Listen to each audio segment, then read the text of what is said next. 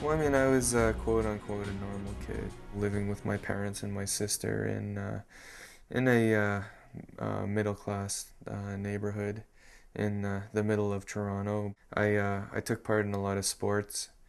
I played hockey, soccer, football, all throughout my younger years and high school. I had lots of girlfriends, you know. I was always pretty good at seeing the bright side, like the good side of people, you know, regardless of you know who they were or what wrong they did. There was no even trace of schizophrenia until later on when I was in high school. Jesse was typically a very happy go lucky kind of guy. And then he started to get much more moody, which could have been just adolescence. He started to isolate himself from both us and friends, which was certainly odd, I thought. And the first time I really thought there was something wrong was when he came home one day and said, I was on the subway and all these people were talking about me. So that rang bells for me because I figured it was actually paranoia. Schizophrenia is a brain disease. It affects how one's thinking, how one basically perceives their environment. There are different symptoms and signs that indicate that someone's having schizophrenia.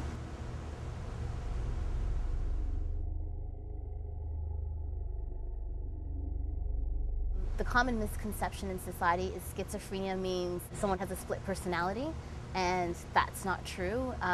It's actually more of a split from reality. I created my own little world within my mind away from the reality around me, right? So, whoever you were before, you're never going to be that person again.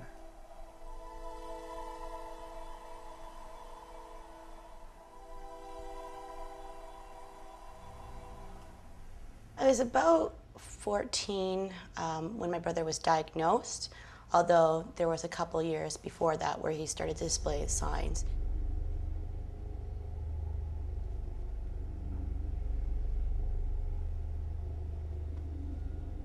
His hallucinations became really severe, and to the point where he was afraid to leave the house, where he was screaming to himself and screaming at other people, and you would be in the room with him and nobody would be saying a word, and he would just yell back at you to not say that or stop talking to me like that. So I think that was when it got very real for us, for the lack of a better word, but and difficult to deal with, and we realized that was a time for us to take him to the hospital. It didn't seem like a major mental illness at first because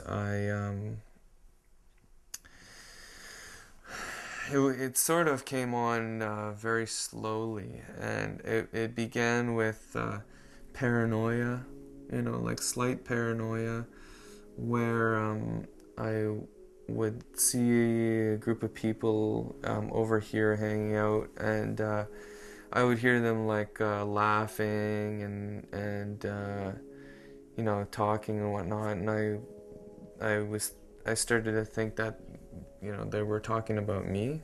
Jesse started doing things like disappearing into the park for 5, 6, 7 hours at a time, and then coming home and babbling on about the fox that he'd seen that was communicating with him. He decided he was going to make crabapple jelly one day, so he picked all the crab apples from the front yard, got them all in a pan, and he proceeded to stand in the kitchen and mash them for approximately 2 hours until his knuckles were all bleeding.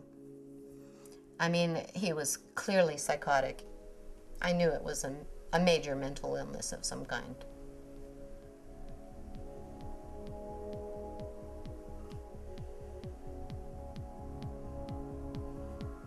I was, I was losing concentration. I was losing my temper. I was doing, that's the tricky thing about schizophrenia. At first, the subtle indications of developing schizophrenia, it looks like teenagers acting out. They're doing drugs, right? That's why they're acting that way. The one very characteristic presentation of schizophrenia is for a young individual at high school or in early years of college or university to have a decline in their academic performance, which is coupled with a deterioration in their social life. They may become more socially withdrawn, not meet with friends as much, tend to stay in, and then sometime later there will be the development of psychotic symptoms.